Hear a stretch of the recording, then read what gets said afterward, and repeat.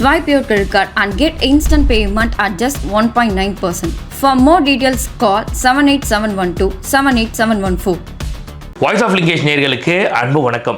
இன்றைக்கி வீடியோவில் நம்ம எதை பற்றி பேச போகிறோம் அப்படின்றத தம்ப்நெயில்ல பார்க்கும்போது உங்களுக்கு தெரிஞ்சிருக்கும். எஸ், இந்த திமுகவுடைய பரிதாபமான நிலையை தான் நம்ம இந்த வீடியோவில் பேச போகிறோம். ஆக்சுவலாக உண்மையிலேயே பார்த்தீங்கன்னா திமுகவில் மக்களை ஆள தகுதியே இல்லாதவன், அந்த மாதிரி ஒரு கட்சி இருக்கவே கூடாது அப்படின்னு நினைக்கிற ஒரு ஆள் நான். ஆனால் எனக்கே பார்த்தீங்கன்னா இப்போ திமுகவோட நிலைமையை பார்க்கும்போது ரொம்ப பரிதாபமாக இருக்குது. அதாவது ஒப்பாரி வைக்கலாம், தவறு கிடையாது. இப்படியா ஒப்பாரி வைப்பீங்க அப்படின்றது ஒரு கேள்வியாக இருந்தாலும், இன்னும் இவன் திருந்தலாமா அப்படின்னு சொல்கிற மாதிரி பார்த்தீங்கன்னாக்கா கலைஞர் காலத்தில் ஆரம்பிச்சு இன்னைக்கு உதயநிதி காலம் வரைக்கும் வந்துருச்சு. இப்பவும் ஒரே டெக்னிக்கை இவங்க ஃபாலோ பண்றாங்க. அது என்னன்னாக்கா கூட்டத்துக்கு ஆள் சேர்க்கிறது.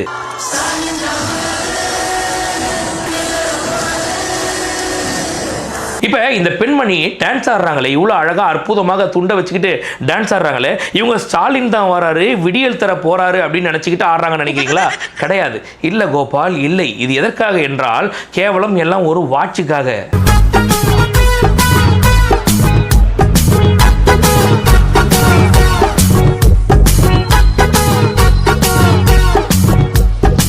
இல்லை, நீங்கள் நல்லா பாருங்கள். கலைஞர் காலத்தில் ஒரு கூட்டத்துக்கு ஆள் சேர்க்குறாங்க அப்படின்னாக்கா கோட்டரும் கோழி பிரியாணியும் கொடுத்து ஆள் சேர்த்தாங்க. ஸ்டாலின் காலத்தில் கூட்டத்துக்கு ஆள் சேர்க்குறோன்னாக்கா 200 ஓவாவை கொடுத்து ஆள் சேர்த்தாங்க. இப்போ உதயநிதி காலத்தில் 200 ஓவாவை தாண்டி கொடுக்க முடியாது அப்படின்றதால வாட்சை கொடுத்து ஆளை சேர்க்குறாங்க. அப்போ கூட உங்களுக்குன்னு ஒரு கூட்டம் கூடாதுலடா. இதுதாங்க இந்த விஷயத்தை தான் இன்னைக்கு இந்த வீடியோவில் பார்க்க போகிறோம். உண்மையிலேயே அந்த நடந்த நிகழ்வுகளை பார்க்கும்போது அண்ணா அறிவாலயத்தில் அப்படியே கூட்டம் நிரம்பி வழிஞ்சுது. அது உண்மைதான், நான் பொய் சொல்லலை. உண்மையிலேயே கூட்டம் நிரம்பி வழிஞ்சுது. அப்பவே நமக்கு சந்தேகம் வந்துச்சு, திமுகவுக்கு எப்படா இவ்வளோ ஒரு கூட்டம் வந்துச்சு, காசு கொடுத்தாங்களா இல்லையா, என்ன பண்ணாங்க அப்படின்னு பார்க்கும்போது காசு கொடுக்கல, ஒரு படி மேலே போய் வாட்ச் கொடுத்துருக்குறாங்க அப்படின்னு சொல்லிட்டு தகவல் வந்துச்சு. அப்போ அதை பார்த்த உடனே காரி பூ அப்படின்னு துப்பணம் போல தோணுச்சு. ஏன்னா ஒரு கூட்டத்தை ஆர்கானிக்காக கிரியேட் பண்ண முடியல. இதில் இவங்க என்ன பண்ணுறாங்கனாக்கா, நாங்கள் ஏன் தோத்தோம், மே கோனே ஊமைன்னு சொல்லிட்டு சந்தானம் ஒரு படத்தில் பைத்தியமாய் சுற்றுவார் இல்லையா, நான் யாருக்கு தேடுவார் இல்லையா, அந்த மாதிரி நான் ஏன் தோத்தேன் அப்படின்னு சொல்லிட்டு தேடிக்கிட்டு இருக்காங்க. டேய், உங்களுக்கு ஒரு கூட்டமே வரமாட்டேங்குதுடா உங்களுக்கு, அப்புறம் எப்படா நீங்கள் ஜெயிக்க முடியும்? மக்கள் உங்களை விரும்பி யாருமே வரலையடா, அப்புறம் எப்படா உங்களுக்குன்னு மக்கள் விரும்பி ஓட்டு போடுவாங்க அப்படின்னு ஒரு கேள்வி பச்சை குழந்தைக்கு கூட வரும். ஆனால் இந்த திமுக காரங்களுக்கு இன்னும் வராமல் பல அட்ராசிட்டி பண்ணுறானுங்க. என்னென்ன அட்ராசிட்டி பண்ணாங்க, அதில் முதலமைச்சர் ஸ்டேஜில் ஏறி ஸ்டாண்டப் காமெடிலாம் பண்ணியிருக்காரு. அவருக்கு ஒரு சில பதில்களையும் கொடுக்க வேண்டியது இருக்கு. வீடியோ ஸ்கிப் பண்ணாமல் ஃபுல்லாக பாருங்க. அதே மாதிரி இன்னொரு முக்கியமான விஷயம், டிவிகே விர்ச்சுவல் வாரியர்ஸ் மீட்டப் அப்படின்னு ஒன்று பண்ணலான்னு சொல்லிட்டு ஒரு சில யூடியூபர்ஸ், ஒரு சில இன்ஃப்ளூயன்சர்ஸ் எல்லாம் சேர்ந்து ஒரு பிளான் ஒன்று பண்ணியிருக்கோம். அது எங்களை அடுத்த கட்டத்துக்கு கொண்டு போவோம். நம்மளுடைய கட்சி எந்த வகையில் பயணிக்குது, நம்ம கட்சி இந்த ஒரு மாத காலத்தில் என்னென்னலாம் பண்ணியிருக்கு அப்படின்றது எல்லாத்தையும் கொண்டு போய் மக்கள்கிட்ட சேர்க்கறதுக்கான ஒரு பிளாட்ஃபார்மாக இருக்கும். ஸோ இதில் ஒரு 700லேருந்து 800 பேர் வரைக்கும் உள்ள அகாமடேட் பண்ணுற மாதிரி ஒரு ஹால் ஒன்று ஃபிக்ஸ் பண்ணியிருக்கோம். அதே மாதிரி நிறைய பேர் ஜஸ்ட் ஒரு போஸ்ட் மட்டும் தான் போட்டோம். அதுக்கே பார்த்தீங்கன்னா எப்போ பண்ணுறீங்க, நாங்களாம் வரலாமா அப்படின்னு நிறைய பேர் கேட்டிருந்தீங்க. கண்டிப்பாக தாராளமாக வரலாம். 700லேருந்து 800 பேர் வரைக்கும் ஆக்குபை பண்ணுற மாதிரி ஒரு இடத்த தான் பார்த்துருக்கோம். ஸோ பல்லவரம் வேல்ஸ் ஆடிட்டோரியமில் தான் இதை நாங்கள் ஃபிக்ஸ் பண்ணியிருக்கோம். இந்த மாதம் 28ஆம் தேதி. அதுக்கு ரெஜிஸ்ட்ரேஷனுக்கான லிங்கை டிஸ்கிரிப்ஷனில் கொடுத்துருக்கேன். ஸ்க்ரீனில் தெரிகிற இந்த கியூஆரையும் நீங்கள் ஸ்கேன் பண்ணி ரெஜிஸ்டர் பண்ணிக்கலாம். வெறும் 800 பேர் தான் ஆக்குபை பண்ண முடியும் அப்படின்றதால சீக்கிரமாக உங்களோட ரிஜிஸ்ட்ரேஷன் பண்ணிட்டு நீங்க வரதை கன்ஃபார்ம் பண்ணிக்கோங்க. ஏன்னா ஃபர்ஸ்ட் கம் ஃபர்ஸ்ட் ப்ரிஃபரன்ஸ் அப்படின்ற மாதிரி இங்க யாருக்கும் முன்னுரிமை, இவங்கெல்லாம் கண்டிப்பாக வந்தாகணும் அப்படின்னு நம்ம சொல்ல முடியாது. ஸோ கண்டிப்பாக யார் ரெஜிஸ்டர் பண்றீங்களோ அவங்க மட்டும்தான் வர முடியும். முதல்ல ரெஜிஸ்ட்ரேஷனை கம்ப்ளீட் பண்ணி உங்களுடைய வருகையை உறுதி பண்ணிக்கோங்க. ரெண்டாவது, ஒரு சில சர்ப்ரைஸ் கெஸ்ட்டையும் கூப்பிடலாம் அப்படின்னு இருக்கோம். ஒரு சில அமைச்சர்களையும் ஒரு சில சட்டமன்ற உறுப்பினர்களையும் கூப்பிடலாம் அப்படின்னு இருக்கோம். ஸோ நிறைய விஷயங்கள் இருக்கு. கிட்டத்தட்ட ஒரு 1.5 மணி நேரம் நடக்கிறதாக இருக்கு. ஈவினிங் டைம்ல எல்லாமே அடுத்தடுத்து வரக்கூடிய நாட்களில் உங்களுக்கு வென்யூ, அந்த லொக்கேஷன், அதுக்கப்புறம் டேட்டு, அப்புறம் எத்தனை மணி வரைக்கும் நடக்குது, இது எல்லாமே உங்களுக்கு தெரிய வரும். ஸோ இப்போதைக்கு டிவிகே விர்ச்சுவல் வாரியர்ஸ் மீட்டப்னு ஒன்று பிளான் பண்ணியிருக்கோம். கண்டிப்பாக உங்களுடைய வருகைக்காக நாங்கள் எல்லாரும் காத்திருப்போம்.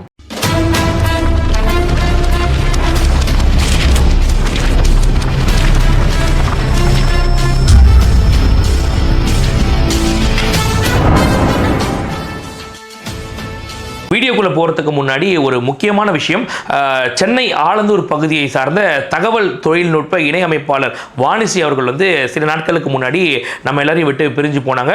உண்மையிலேயே ரொம்ப வருத்தத்தில் ஆழ்த்துச்சுங்க எல்லாரையும். என்னன்னா அவங்களுடைய உழைப்பு இந்த கட்சிக்கு ரொம்ப அதிகமாக இருந்துச்சு. அதாவது எங்கே மீட்டிங் போட்டாலும் முதல் ஆளாக அவங்க உட்காந்துருவாங்க, கடைசி வரைக்கும் இருப்பாங்க.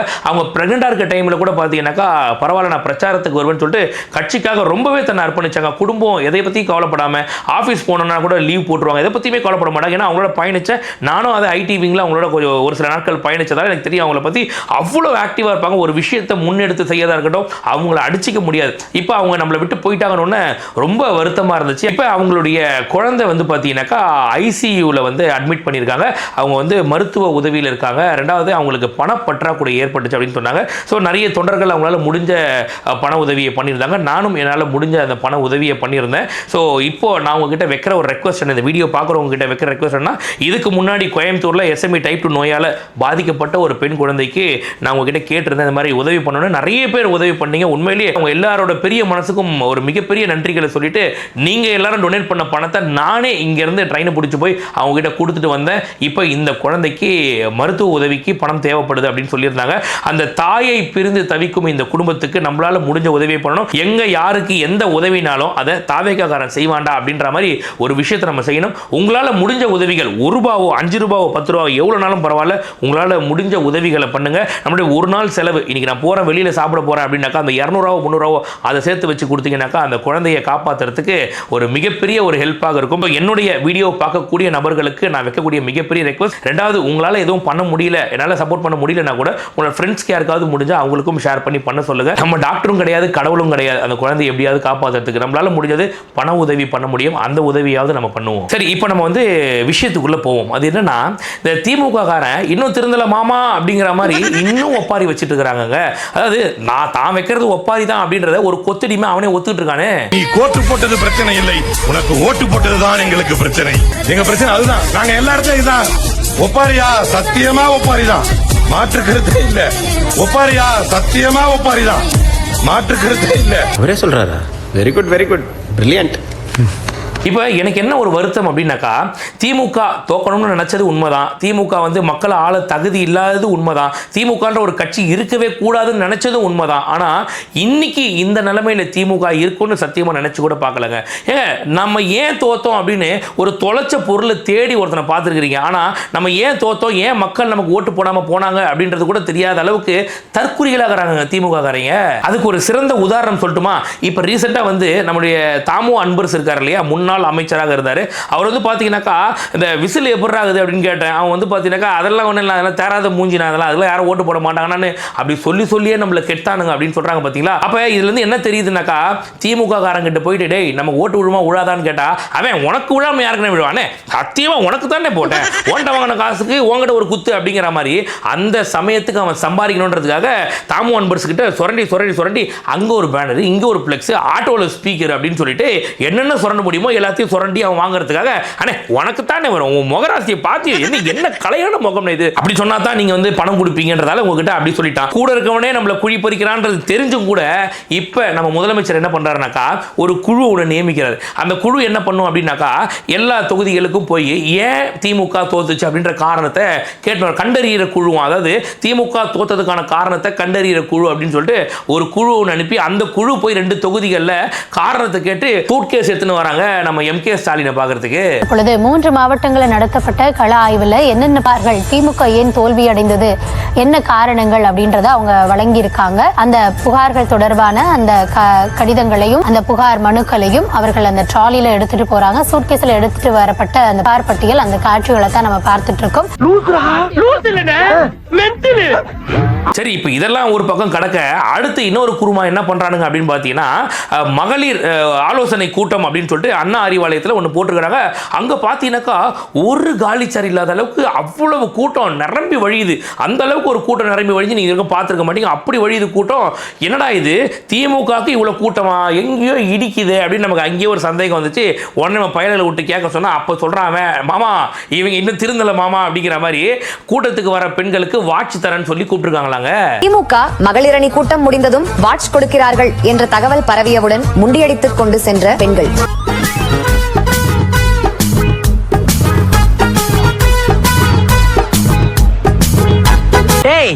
வெக்கமே இல்லையடா. இதுல செம்ம ஹைலைட் என்ன அப்படின்னாக்கா, துண்டு எடுத்து ஆடினா அவங்களுக்கு வேற கலர் வாட்ச், கொஞ்சம் இன்னும் எக்ஸ்ட்ராவா ஃபோர்ஸா ஆடினாக்கா அதுக்கு வேற கலர் வாட்ச்.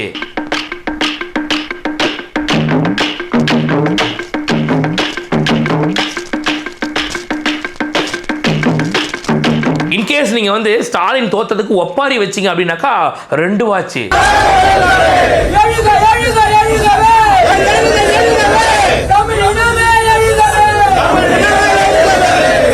இல்ல கலைஞர் காலத்துல இருந்து இன்னைக்கு வரைக்கும் இவனுங்க திருந்தாமக்கிறானுங்க திமுக காரங்க. இவனுங்க ஏன் தோத்தானுங்க கேக்குறாங்களே. இப்ப புரியுதா இல்லையா? கலைஞர் காலத்துல ஆள் சேர்க்கணும்னாக்கா கோட்டரு கோழி பிரியாணி, ஸ்டாலின் காலத்துல ஆள் சேர்க்கணும் அப்படின்னாக்கா தலைக்கு 200 ரூபாய், இப்ப உதயநிதி காலத்துல ஆள் சேர்க்கணும்னாக்கா ஆளுக்கு ஒரு வாட்ச். விளங்கிடும்டா எப்பா, திமுக உண்மையிலே விளங்கிடும்டா. சரி, இவனுங்க தான் எப்படி இருக்கானுங்கன்னு பார்த்தா MK ஸ்டாலின் அந்த மகளிர் ஆலோசனை கூட்டத்தில் அவர் பேசுறாப்புல மேடையில், அதாவது நம்மளுடைய முதலமைச்சர் வந்து இப்போ நிதி ஆயோக் போயிட்டு வந்தார் இல்லையா, போயிட்டு வந்து விமர்சிக்கிறாராம். நான் நிதி ஆயோக் போகும்போது என்னென்ன சொன்னீங்க, நீங்க அமலாக்கத்துறையிலேருந்து தப்பிக்கிறதுக்காக நான் போனேன், என்னென்ன பேசுனீங்க, இப்போ நான் பேசவா அப்படின்னு கேட்குறாப்புல. சரி, என்னங்க பேசுவீங்க, பேசுங்க அப்படின்னாக்கா கரூர் வழக்குலேருந்து தப்பிக்க தான் நீங்கள் போனீங்க அப்படின்னு சொல்லிட்டு அறிவாளித்தனமாக கேட்குறாரு. உண்மையிலே சொல்கிறேன், அதாவது MK ஸ்டாலின் அவர்களுக்கு ஒன்றுமே தெரியாது, பார்த்து படிக்கிற தத்தின்னு மக்கள் எல்லாம் சொல்லிக்கிட்டு இருந்தாங்க வெளியில்.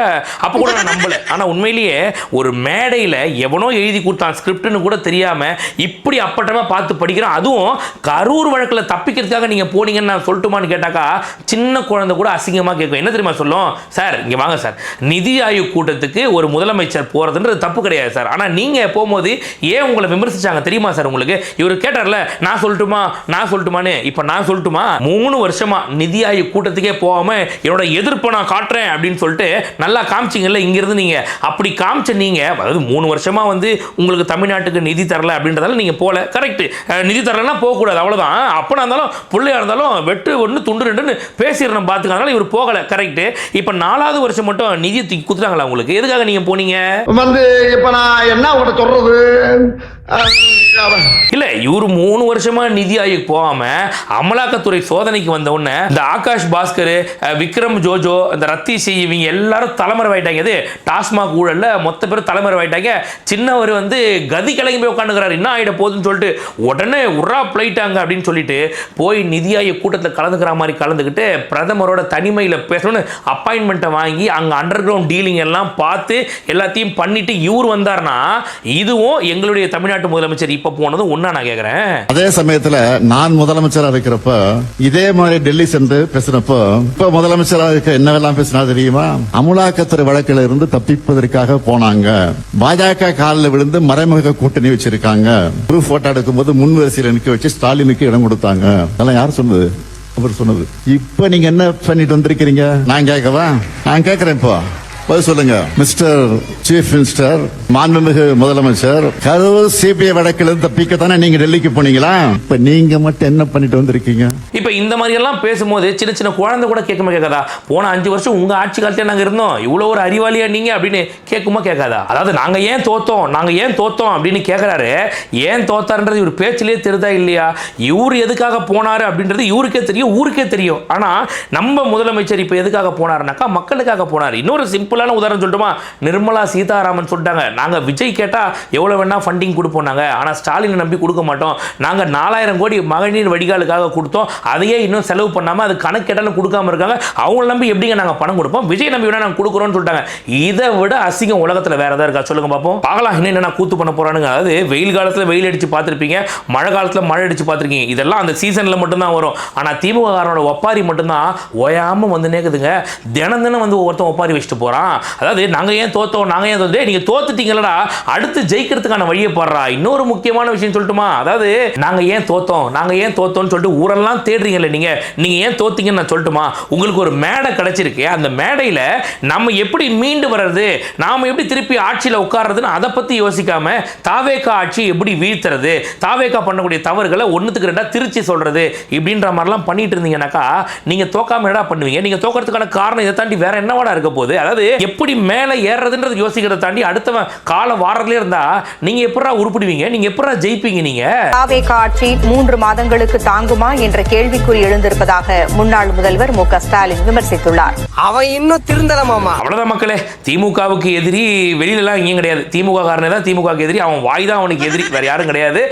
கூடிய விரைவில் வந்து பாத்தீங்கன்னாக்கா எதிர்கட்சியே இல்லாத ஒரு சட்டசபையை உருவாக்குவோம் அப்படின்னு சொல்லிட்டு நம்முடைய தாவேகா ஆட்கள் சொன்னாங்க இல்லையா, அது கூடிய விரைவில் நடக்க போகுது. ஏன்னா அதுக்கான வழியா தான் அதிமுக மொத்தமா அழிஞ்சு போச்சு. இப்ப திமுக அவங்க அழியறதுக்கான வேலைகளை அவங்களே செஞ்சிட்டு இருக்காங்க.